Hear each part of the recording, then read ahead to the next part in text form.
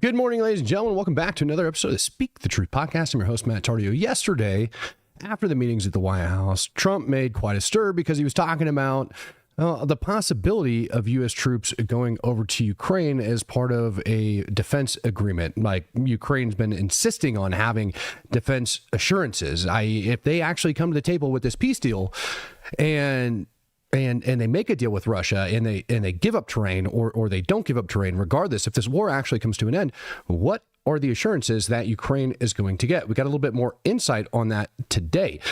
Trump actually made a phone call over into Fox and Friends this morning, and a lot of information actually came out of that phone call. Additionally, the Kremlin has actually responded to yesterday's talks that took place over inside of Washington. Even Geneva has came out in response to yesterday. That's right, Switzerland has came to the table for this entire deal.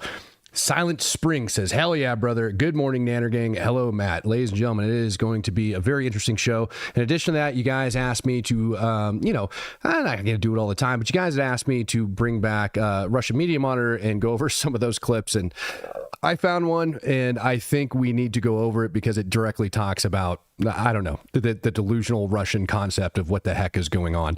But this is a statement that Trump made yesterday that kind of threw everybody into a hissy fit, for a lack of better terms.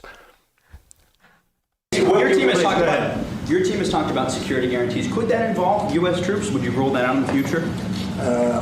We'll let you know that maybe later today. We're meeting with 7 great leaders of great countries also, and we'll be talking about that. They'll all be involved, but there'll be a lot of help when it comes to security. There's going to be a lot of help. It's going to be good.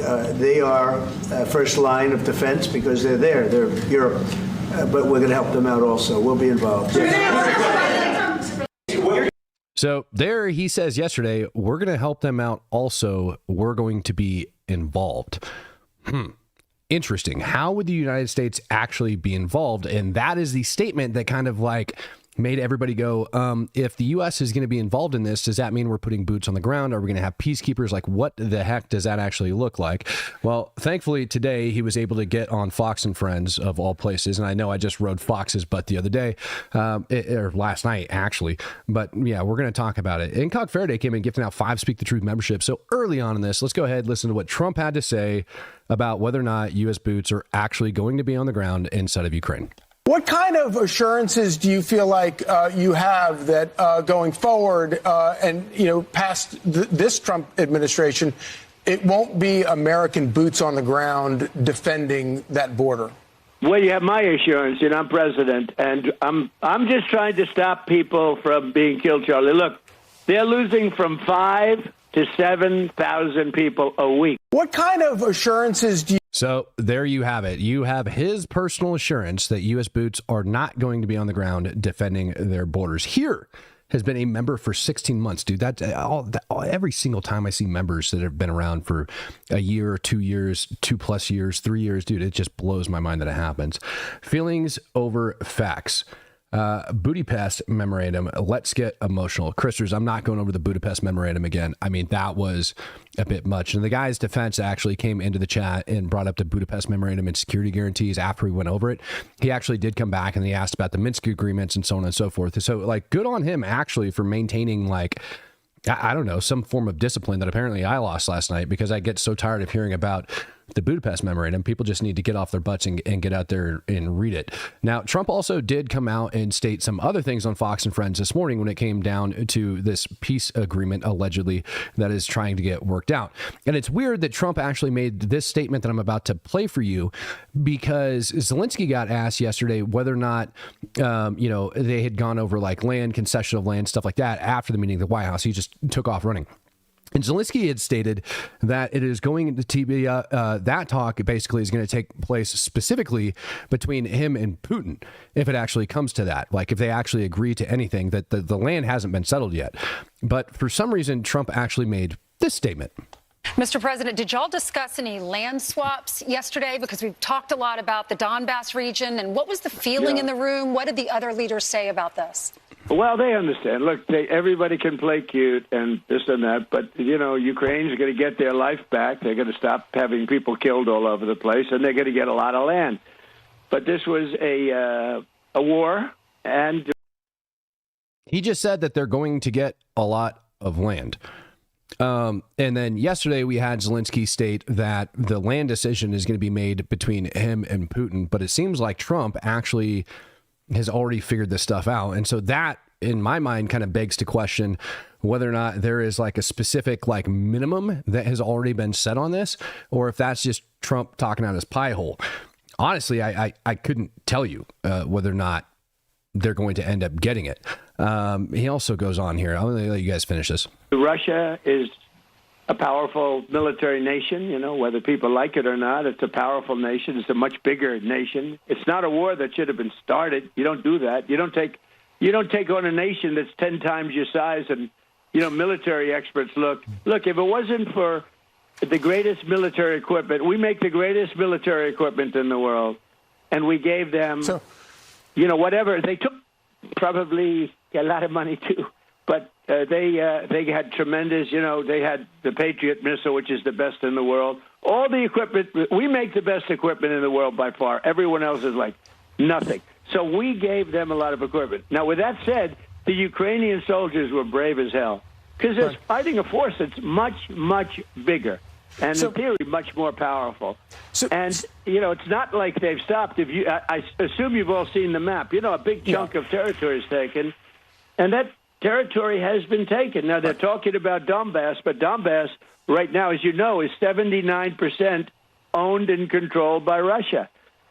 So they understand what that means. Mr. President, yeah, it's 79% controlled by Russia. Not a single territory that Russia currently occupies is 100% owned by them, though, as well. And we also have to mention the massive amount of Russian troops that have been lost over the last 18, 20 months. Did the math yesterday, or 2 days ago, we did the math. And Russia has taken right around 4,900 square kilometers worth of terrain since, what is it, January of 24 to present day. And the amount of troop losses that they've taken by UK and US intelligence actually puts that figure per square kilometer at right around 200 Russian soldiers lost per square kilometer gained. It goes anywhere, I think, between 196 and 204. So I'm just going to throw it out there to 200 even, right? That's a lot of freaking troops, and that's not something that Russia can maintain, and that's likely one of the reasons that they're actually coming to the table. Over on Russian Telegram channels today, they are actually complaining and saying that their fuel prices are the highest on record. Like the impact of Ukrainian attacks on oil refineries, logistics supplies, so on and so forth, have taken a toll on the Russian economy. And 30% of Russia's GDP actually comes from the sale of oil.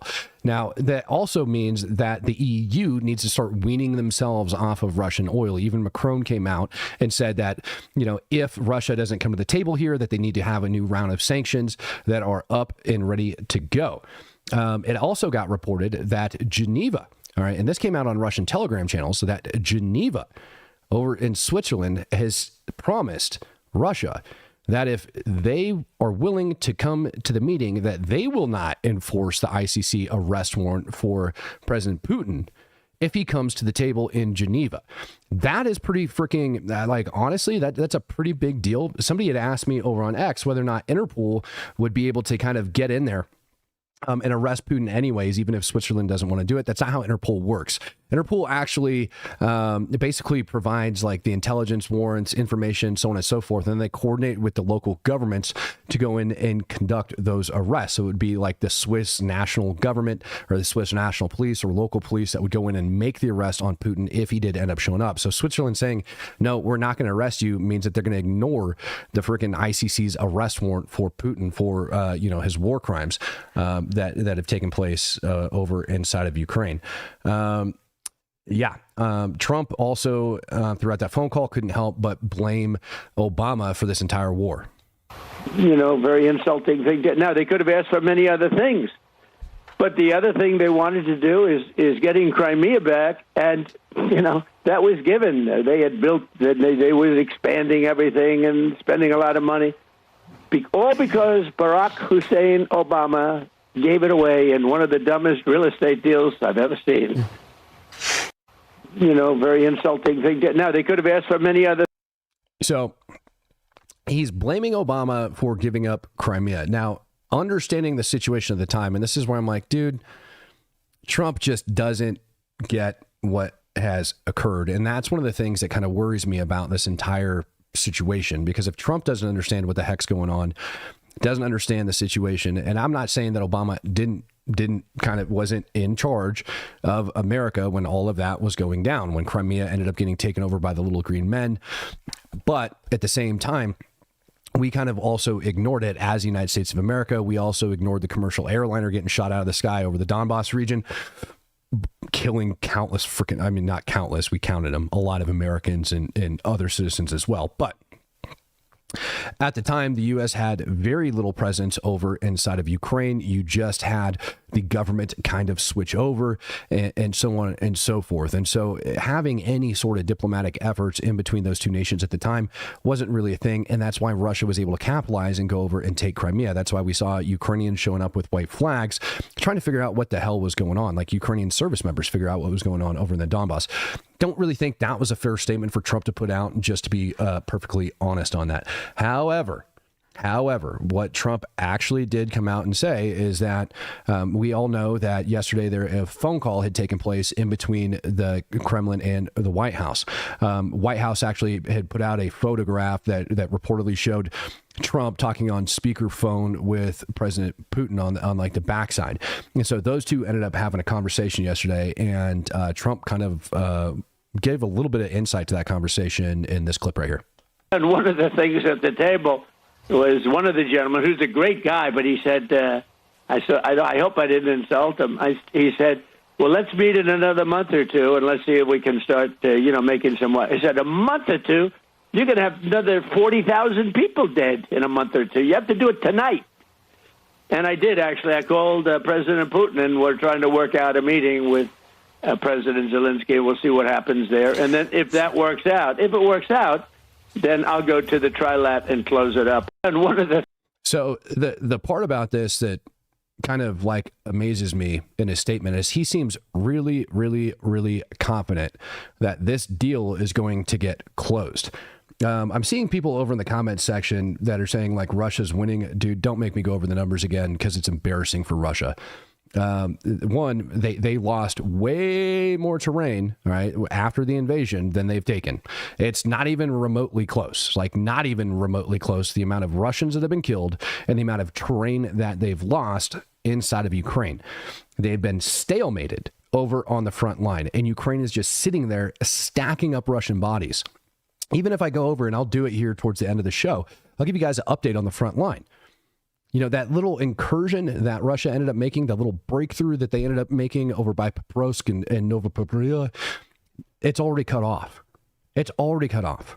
They've got no ability really to advance forward. And in the areas that they have advanced forward, such as up over by, what was it, Kupiansk? Yeah, off the top of my head. Yeah, up over in that region, dude. Ukraine ends up retrograding back. And then Russia walks with how many freaking troops was it? 30, 50,000 that they end up throwing in this freaking fight. And they end up walking straight into an ambush and getting shoved way back into the freaking rear and ended up losing terrain. And I just saw a freaking video yesterday of Russian bodies stacked in the back of a freaking flatbed trailer with like basically garbage bags. They weren't even proper body bags, just like trash bags wrapped around them, being hauled out of the region. Like, they're not doing good. And I promise you, Putin knows that. If Putin thought he was doing good, there's not a snowball's chance in hell that man would even consider coming to the table at this point, not even remotely close. So to state that, I don't even know that they're winning is kind of a joke, in my opinion. Let's go back to the meeting. Date there, and do you plan to attend? No, I thought I'd do first let them meet. You know, they haven't been exactly best friends. They haven't gotten along very well. And I called President Putin yesterday, and I do have a good relationship, but it only matters if we get things done. Otherwise, I don't care about the relationship. I do have a good relationship with him, but I want to get things done. You know, I've solved 7 wars. We ended 7 wars. I thought this would be one of the easier ones, and this has turned out to be the toughest one. India, Pakistan, these were big ones. And also, all big ones, and some going for 31, 32 years, one for 35 years. The Congo, think of that, the Congo and Rwanda for 35 years. I got that one done.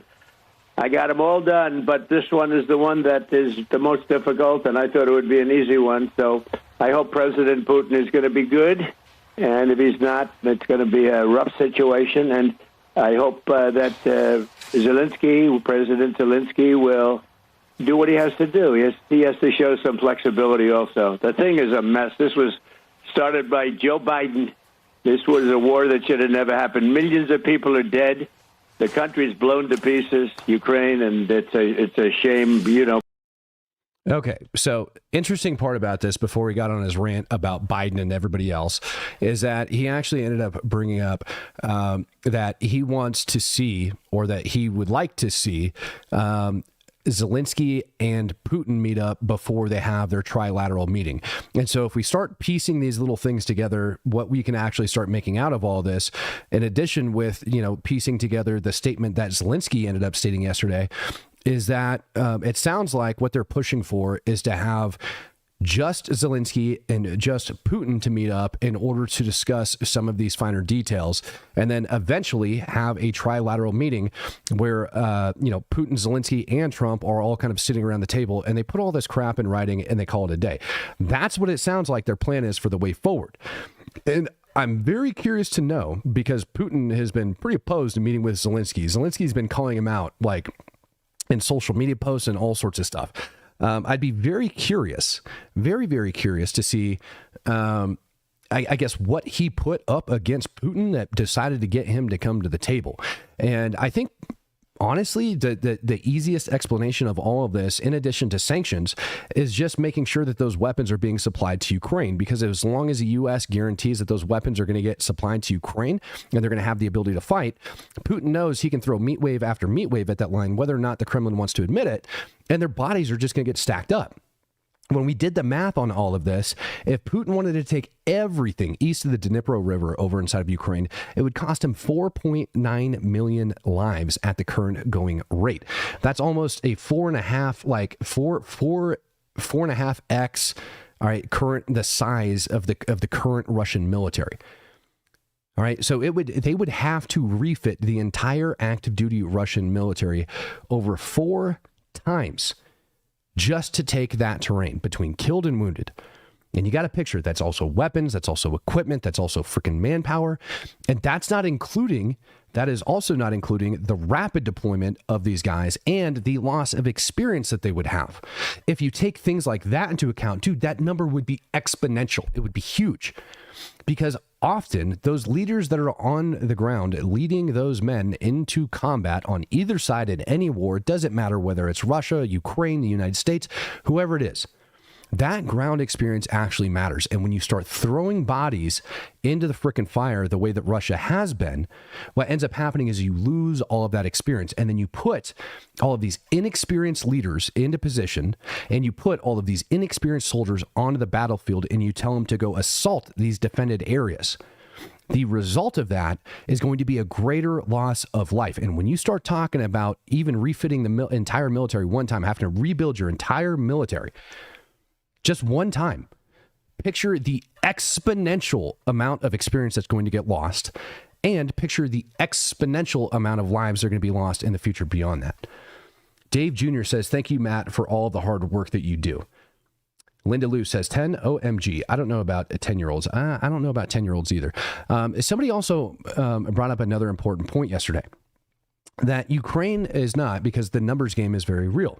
Right. And this is why, in my opinion, that Ukraine is just kind of holding the line and letting Russians throw themselves into the fire. Ukraine is not conscripting people that are under 25 years old.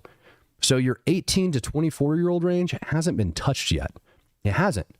What that means is Ukraine also has a reserve pool. So if this fight continues on, they're going to be able to go and grab those younger people and actually bring them to the table. Now, like I said, over in Switzerland, they did come out and they said that if Putin wants to come to the table and he wants to meet up with Zelenskyy, that they'll offer that kind of neutral ground, that they won't enforce the ICC's arrest warrant. So it is possible that in the next couple of weeks, we see that taking place over there. Some people are saying that maybe it needs to take place inside of the United States because the ICC doesn't apply over here. Dude, it doesn't matter. I think as long as Switzerland puts it in writing and Putin actually believes that they're not going to enforce it, he'd likely do it because it's a hell of a lot closer. And I also don't think that the United States would want to host Putin and Zelenskyy just for their own personal talks without Trump present. Likely, we'll see that trilateral meeting back in Alaska or a similar location with Donald Trump. Not over in Geneva, not anywhere else, but who knows where it's actually going to go down and take place. How has the front lines actually responded? Well, I told you guys that Russia has been feeling the strain. Even Russian Telegram channels are reporting that they have some of the highest fuel prices of all times. Like it's hurting their economy, whether people want to admit it or not. This war and the impact of the war is hurting their economy. I also saw another strike that took place down over in Zaporizhia, where you had the Russian supply lines, okay, which is going to be the rail line that's running across Zaporizhia from the east into Zaporizhia. And they have a major, I guess maybe this might be one of those times I consider putting this up on the screen. So let me just open up the map and give you guys a Frontline update real quick before we get in there. Hold on, give me 1 sec, because for some reason I was brain farting this. But what we're gonna do is we're gonna go over and we're gonna open up the deep state map, and we're gonna go in there and we're gonna take a look. So over inside Zaporizhia Oblast, let me back out here real quick, and you guys kind of take a look at where the Ukrainian borders are and kind of where everything's arrayed and aligns. When we go down and we start looking at the Zaporizhia Oblast over near Orkiv, and we look down at Tokmak, Russia's got like a very major command structure that's actually set up there, and you guys will see it a lot more if I was to actually throw up the defensive line that Russia has set in place. I mean, Tokmak is heavily fortified, heavily fortified, and you have this rail line that's taking place that goes directly into there, and so you have this massive headquarters down in Melitopol and over in Tokmak. This is a very well defended area where Russia's got a lot of their people. And you ended up having a strike that took place on the rail line that leads into these locations, effectively shutting it down. Now, rail lines can be rebuilt rather quickly, but when you start talking about the railroads being taken out, the cars getting taken out, which happened, this presents a very big problem. And Ukraine has been going after the logistical supplies for Russia in the last couple months. They've been smashing them over inside of Russia, and they've been smashing them here. Even when we go over and we take a look, I'm very curious to see where it's at when I put this portion up on the map. Nope, they haven't even updated it yet. I mean, take a look at it. You still have the troops. This is up over near Pokrovsk and Dopoprivila, where they had, had punched through the line, where you got this whole thing that has been surrounded and captured. These Russians aren't making it anywhere. Russia has a 132nd motorized brigade, right, up over there, but they're not going anywhere. And we just heard yesterday from Texas that this route that's right here along the bottom has been cut off. When we go up and we take a look, like I said, up over, near Sumy. I made a mistake earlier. I can't even remember what the heck I ended up stating it was. But you go and you look up over near Sumy, Russia hasn't been able to advance up over there either. And so their whole front line has just kind of been stopped. They haven't been able to get anywhere whatsoever. And I have a feeling that's the reason Putin's willing to come to the table. But while Ukraine was busy striking Russia, taking out that railway and several other things, Russia decided it'd be a good idea to launch a drone strike on Ukraine's infrastructure as well, going after oil fields. Here, you've got a great view of the skyline that's been on fire. They launched a massive drone attack going after Ukrainian supplies. So Russia is also continuing to answer back. The front line hasn't ceased. This hasn't slowed anything down. They're continuing to fight on the front line. Great. So the fighting is still continuing, but how is the Kremlin responding to everything that actually took place yesterday? Reuters ended up publishing this article. Putin and Trump discussed raising levels of representatives at the Ukraine talks, according to the Kremlin. So now we're actually getting official things that are coming out from the Kremlin that are stating this, and they don't say what those official levels are. I'm just going to spare you on this. They don't state what those official levels are, but we also have Geneva coming back and stating, hey, Putin, you can get your butt in here. So it certainly seems like this is moving along and it's going in the proper direction. Now, you guys asked me to bring up You guys asked for it, so you're getting it. You guys asked me to go over Russia Media Monitor in the past and bring up what the heck these people are actually talking about. And I'm going to play some pieces of this for you, and I want you guys to watch it and kind of listen, because what this guy actually states is victories, and what they're talking about in this clip, what they're talking about is whether or not Trump's and Putin's meeting that took place over in Alaska last week was a victory for the Kremlin. They end up bringing on this freaking like pundit, if you will, for Russia that ends up coming in there. And I want you to listen to how he describes what he thinks the victories are. And we're going to stop it and we're going to laugh our butts off because it's hilarious. Вот, Спасибо большое значит, я вам скажу честно, мы тоже не спали, и не только я, но и моя семья, и мои друзья мне звонили там почти до 3 часов ночи. Значит, чья это победа? Ну, если брать не победу там вообще в принципе, да, историческую, а победу вот именно на этой встрече, на этих переговорах. Ведь переговоры, это же всегда вот это. So he's already saying this isn't a victory in the traditional sense. So now he's coming in and twisting the words. But it's sort of tug of war in between these two people. And what he's about to talk about is this handshake that you're about to see. Everybody remembers that, like, the first time Trump and Putin met, and he's like yanking on his freaking hand and like pulling him down. And because that was such a huge talking point for Western media,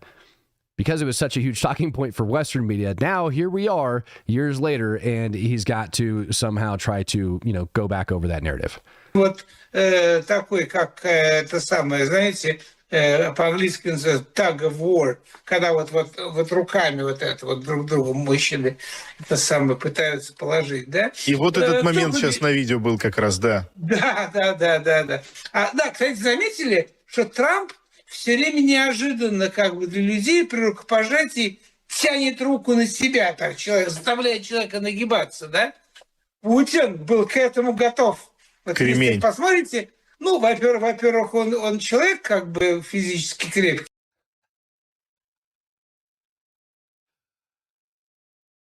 First of all, Putin's a very stout, strong man, and he was ready for this. He was prepared for it. Oh, my God. А во-вторых, вот если еще раз покажете, прям видно, Трамп дернул, а Путин удержал. Видите? Он не нагнулся с прямой спиной. Это важно. Вот такие мелочи очень важны, их забавно разбирать. И в такие... This is literally the victory that this frickin' dude was talking about, and he's so happy for it. I kid you not. This man is stating that this was the victory, that by Putin not getting yanked over and by him standing with his back straight, that this was the victory. This is what he's talking about. It is so flipping ridiculous. It's not even funny. But this guy continues. Wait for it. Таких вот встречах, на которых, в принципе, что-то решается, но понятно, что все решено было заранее. Витков приезжал, там созвонились дипломаты и все. Вот. Но вот эти моменты важны. Теперь, следующая победа Путина, помимо рукопожатия. Трамп испугался. Смотрите. Aside from the handshake, Trump got scared. According to this guy, Trump is shaking in his freaking pants. Они же как хотели? Сначала 1 на 1, потом обед, а потом 5 на 5, да? Вот.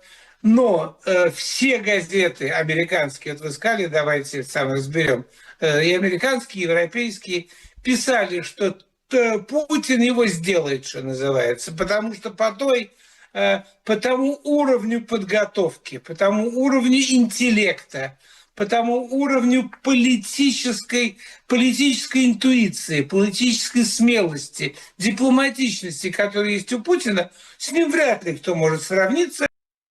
So according to this guy, Trump was scared of Putin, absolutely scared of Putin because of his intellect and his diplomatic abilities. Now, mind you, this is Putin, the one that started a special military operation and invaded Ukraine and got his freaking teeth kicked in all the way back to the freaking 0 line. And they've been stuck there ever since. Stuck. And now, all of a sudden, it's Putin's intellect that Trump's scared of. Ну, может быть, Си Цзиньпинь. Поэтому Трамп испугался. Imagine being able to build anything. Oh, no, you did not. No, you did not just do that. You freaking bastard.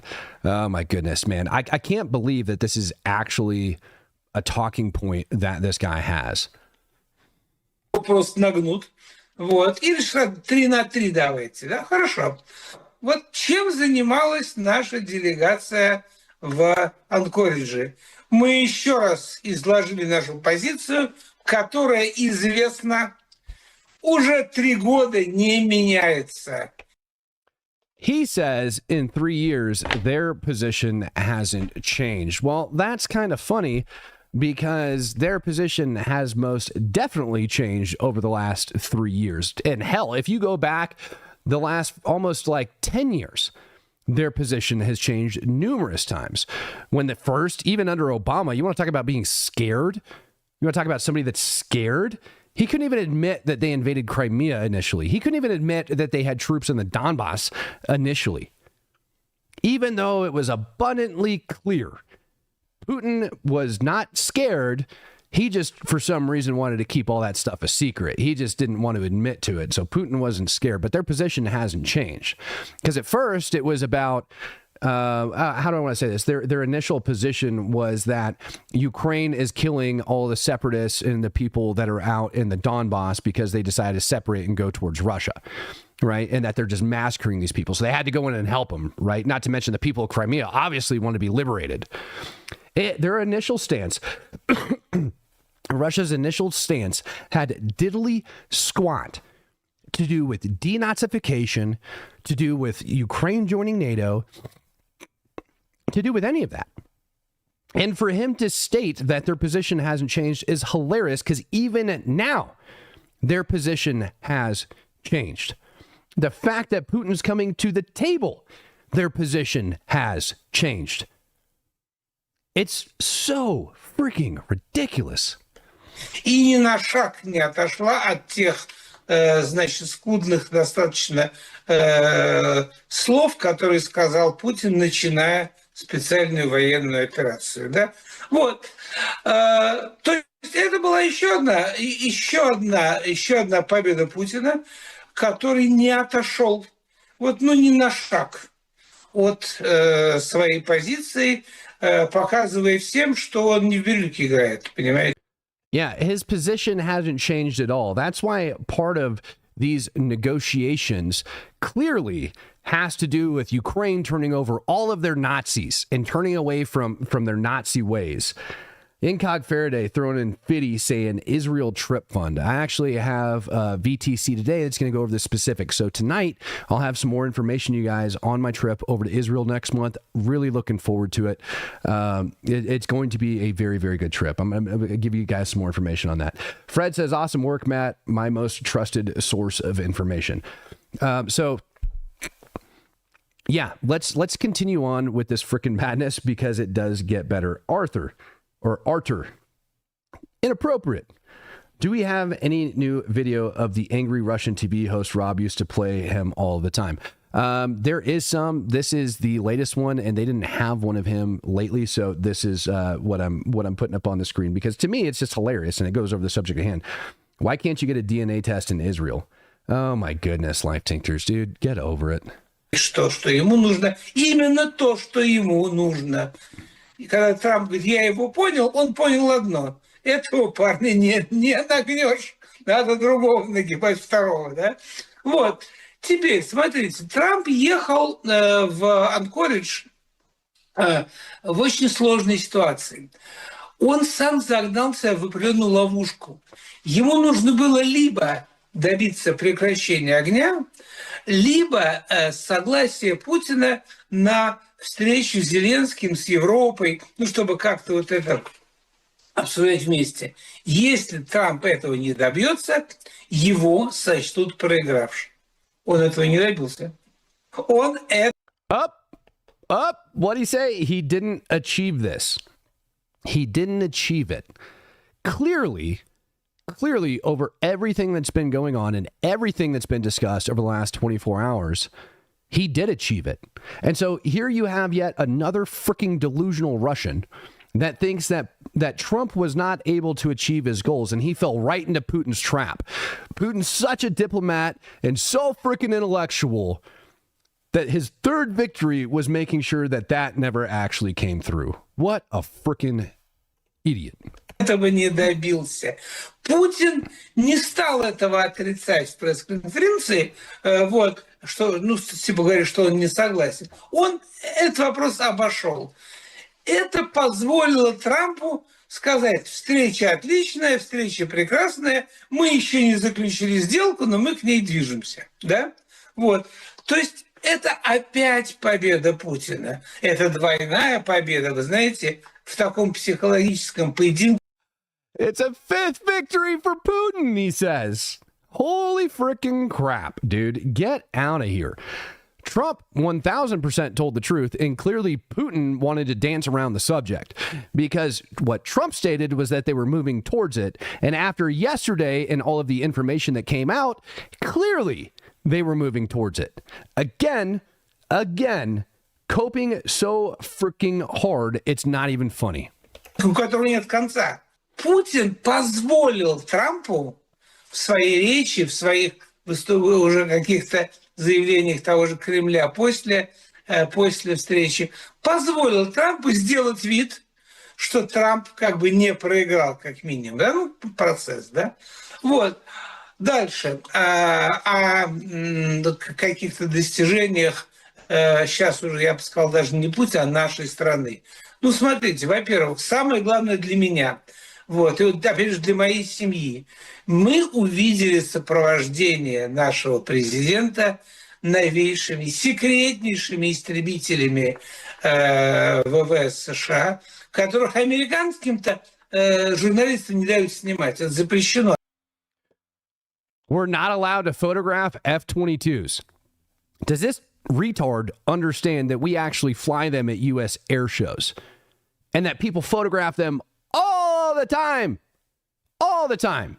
And also, when Putin's inside of the United States of America, it is our duty and responsibility to make sure that nothing bad happens to him.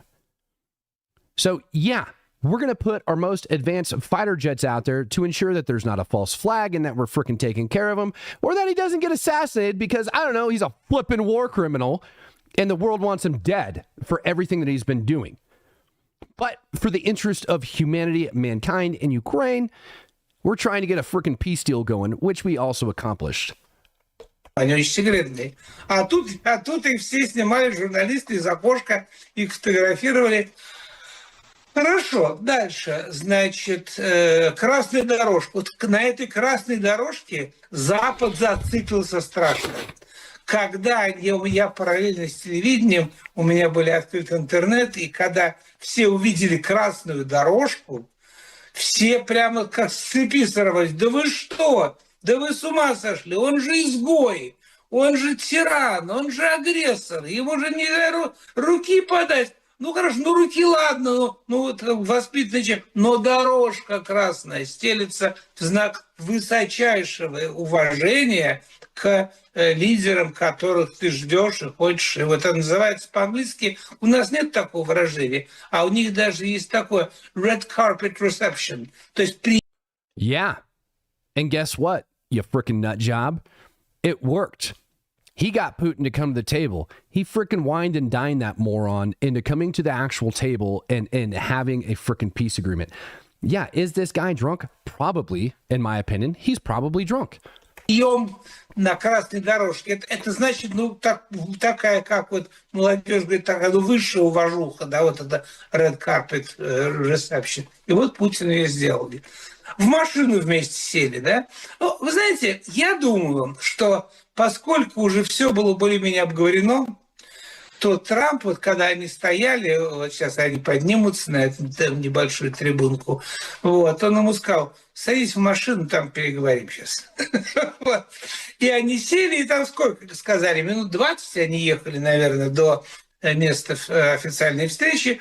Я думаю, что этого времени им хватило, тем более Путин очень неплохо изучил английский, этого времени им хватило, чтобы обменяться какими-то... Они были без переводчика даже, не было никого, кроме водителя. That's Iron Beam. Your goat. Yeah, he was well aware of that because he was in the car, and he knows for a freaking fact that there was no interpreters in there because we all know how much Putin loves speaking English, right? Purpose being that the whole Russian narrative and everything that ends up coming out is so dang delusional, it's not even funny. I mean, it's just they're simply out of their damn gourd when it goes down to that. I mean, simply out of their freaking gourd. Yeah. So, and here we go, Zelensky's statement, now that we just heard everything about them not, how do I want to say that? Everything about Putin freaking, running a game on Trump, that they didn't come to the table, and that all of this crap is just a big freaking show, and that Putin beat him diplomatically, intellectually, and all of these other ways. And now, to yesterday, we have Zelensky standing outside of the White House, and he stated this. We don't have any day. We just conformed after this productive meeting with President and then with all our colleagues, with the partners, we confirmed that we are ready for a trilateral meeting. And if Russia proposed to President of the United States bilateral, and then we will see the result of bilateral, and then it can be the trilateral. So I said always, so Ukraine will never stop on the way to peace, and we are ready for any kind of formats, but on the level of leaders. We don't have.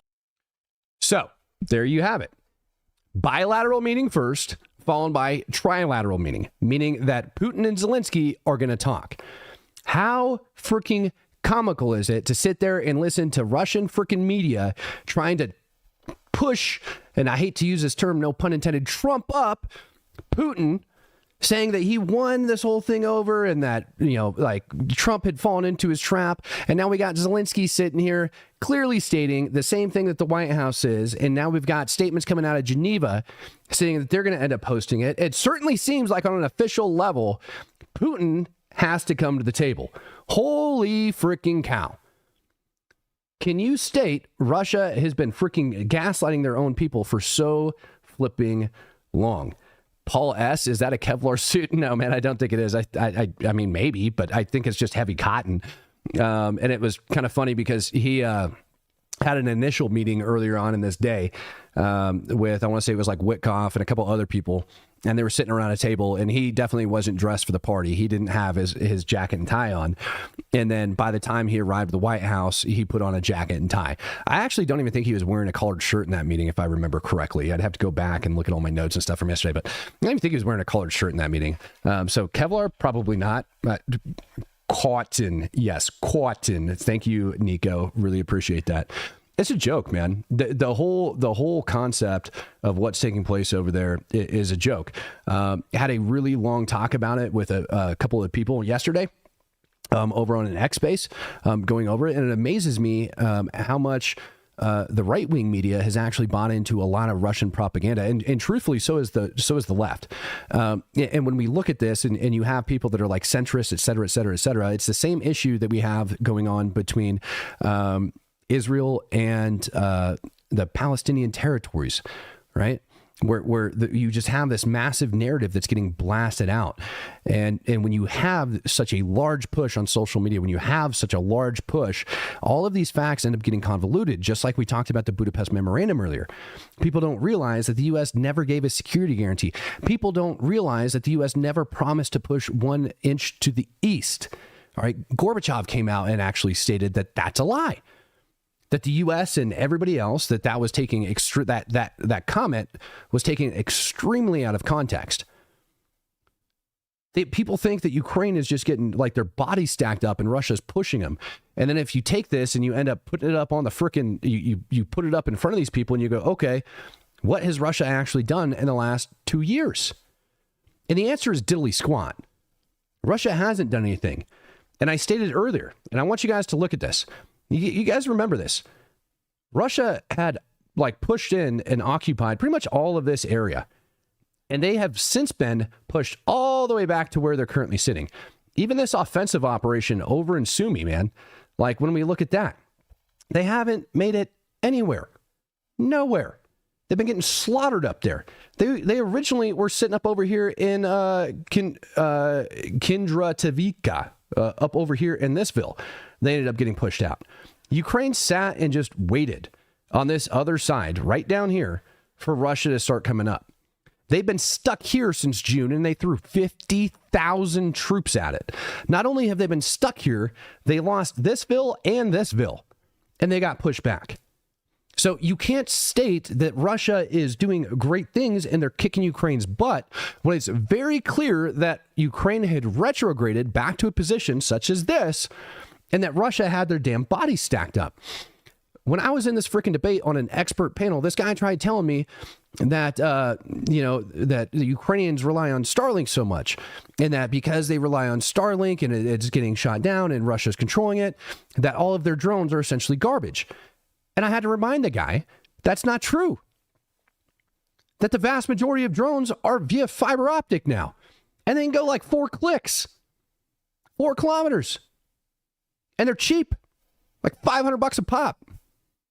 And they're able to knock these freaking Russians out time and time again. And so you have people in mainstream media that are out there talking, stating all of these things that they quite literally know nothing about, stating that this is somehow, a victory for Russia and that Ukraine has to come to the negotiating table. They really don't. If you understand war and you understand the concept of war and how these things actually work, what you'll realize is that Ukraine can quite literally sit there and just stack Russian bodies along this line as long as they continue to assault. And when you look at the amount of times Russia has been assaulting and trying offensive operations, they get nowhere. Nowhere. Even in their latest breakthrough of the line, they get nowhere. Absolutely nowhere. Absolutely nowhere. They couldn't do it. They went to go freaking surround Pokrovsk. What happened? They got stopped. They're not going anywhere. When we go down and we look at the south over in Zaporizhia, and we look at, the big assault that they did over in Zaporizhia, all right, down in this area, I've often focused on because these roads directly lead over into Tokmak and all the way down to Melitopol, where they have these huge headquarter elements. And you go and, okay, well, they've been pushing, but what have they done? Nothing. Dude, they haven't even made it to Orhiv. They haven't. They launched this assault weeks ago, and it certainly looks like Ukraine just retrograded back out of Robotnia and has just been kind of chilling back here, just smashing Russians in the open. They haven't been able to assault. They haven't been able to push. They haven't been able to get anywhere.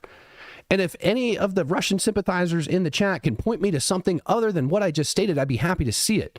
When we go across the front line and we go over into the Donbas and we go talk about that, this is something that Texas and I were talking about yesterday. And I could find it for you. You guys can take a look at it. Over in the Donbas, they have massive issues with just simple things such as water. And you need water to support the frickin' front line. This is where some of the heaviest fighting is taking place over in this region. And they don't have enough water. Their water supply is trash. They have to literally truck it in on a weekly basis into there in these massive convoys. That's what they have to do. And they're not getting it in there. So what does that mean? That means Russia has to start coming to the table. Russia cannot sustain its current operations. Their level of artillery has fallen drastically. And we've seen this big shift over into drones. But even if I showed you some of the pictures off the front lines of what the drones and munitions of the drones consists of, it's a freaking joke. Plastic water jugs filled with repurposed explosives out of frickin' mines with fuses attached that aren't even designed and most of the time don't even go off. And so while Russia might have, a couple things here and there that are working for them in certain locations, they're certainly not pushing across the front. They're certainly not going anywhere. And if they try and they continue to try, they're just going to keep getting shot down. Oh my goodness, ladies and gentlemen, it's a nightmare scenario, I think, as far as for Russia, and Ukraine can sit there. And the evidence clearly speaks for itself. 4,900 square kilometers at the cost of 200 bodies a pop over the last 20 months. 4,900 square kilometers that Russia was able to gain, and this is across this entire front line, mind you. And holy crap, man, let's just go this is across the entire front line, and we can just, little measure this out. So across the entire, and this is very, very rough measurement as of today, obviously, the entire, that's 670 square kilometer front line just right there. That's all they could take. That's a huge stretch. And so you're talking about little freaking pockets across this front line over the last 20 months at that huge freaking cost. Huge cost. I don't think that they can actually get it. I don't. And how? They don't have the manpower. They literally don't, ladies and gentlemen. So they're coming to the table.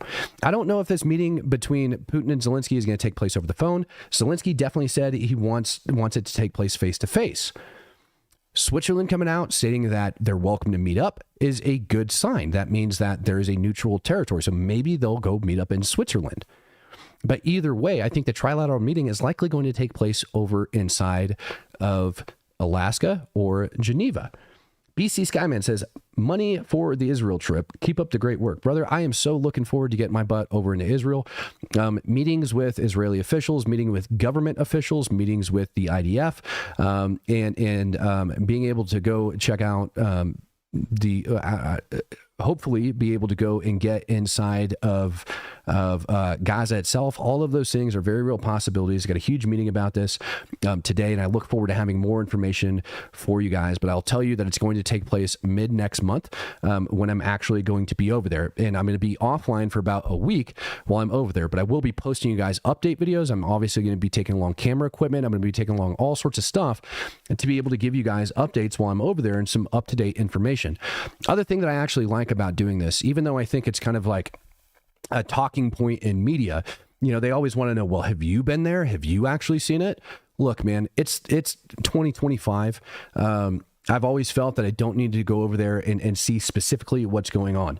But when it goes down to the humanitarian aid situation, when it goes down to what's kind of taking place on those front lines, yeah, I think it's important to see what's going on for those things. I also think it's important, and this is why I accepted this trip versus the trip from last year, because right now you're at this critical point over inside of Israel and Gaza. And that critical point is, what is the victory going to look like for Israel, and what are they going to continue to do? And I'm hoping to be able to get some of those answers. I've speculated, and I've talked to you guys about some of the statements that Netanyahu has made. I've talked to you about some of the statements that we've heard out of the IDF, and what it definitely looks like, where you have, these little militia groups that are now starting to rise up. There was one that occurred the other day where they ended up capturing, I think it was like 100 Hamas fighters, something ridiculous, up in the north. Some of these militias ended up capturing them. But my concern is what's the way forward going to look like? More specifically, I've seen reports of people from Gaza landing down in Texas and a couple other locations. So I'm also curious what that migration policy kind of looks like for them, and what they're doing in order to facilitate all that, and what the screening process also looks like for that. Because I know for dang sure that Israel is just not going to allow anybody fly out of there. But there's always a possibility, 100%, always a possibility that these things are going to take place. Ladies and gentlemen, that's going to do it for me today. Now, if you guys don't want to stick around for the devotional, feel free to go the other direction.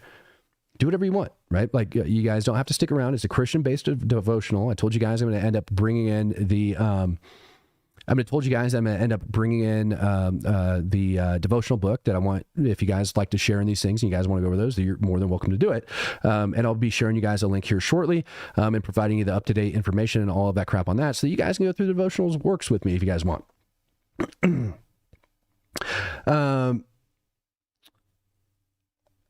There's a specific statement that comes out of 1 Thessalonians 4:4, and it says that we need to learn to control your own body in a way that is holy and honorable. And I put a lot of thought into that one today. Did a lot of reading this morning, put a lot of thought into that particular verse itself. Learn to control your body in a way that is holy and honorable. Obviously, we know that gluttony is not okay. We know that several things are not okay, but I think that is a very, very important thing. And oftentimes, even myself, I fall guilty of it, and I fall short of it. And that goes into all sorts of different moralities, in your life, and all sorts of different things that the Bible wants you to do. Right? And that Jesus himself has commanded, that the Bible clearly lays out on how to live a good and healthy life.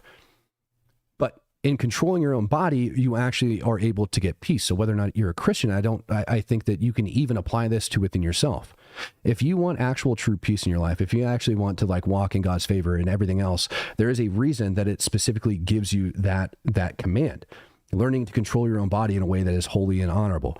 Because if you do that, whether or not you're religious, whether or not you're a Christian, I don't care where you come from. If you learn to control your own body across any religion, across dude, even if you're non-religious and you learn to control your own body, you control your own thoughts, you control everything that you're doing, all of a sudden you're able to control what's taking place inside. And oftentimes what takes place inside of us is kind of what leads us to insecurities. We can't control anything that happens in the outside world. We can't control other people's actions. We can only control our reactions to that. And in doing so, we can actually bring peace. Once you understand that you're the captain of your own vessel and that the waters are going to get rough, but it's how you steer that vessel, that's what matters. How you steer that vessel, how you weather that storm, and how you make it through. And so I'll leave you with this, ladies and gentlemen. Just learn to control your own body. Learn that you can't control other people's actions, only your own reactions. And with that, you'll end up finding peace and understanding.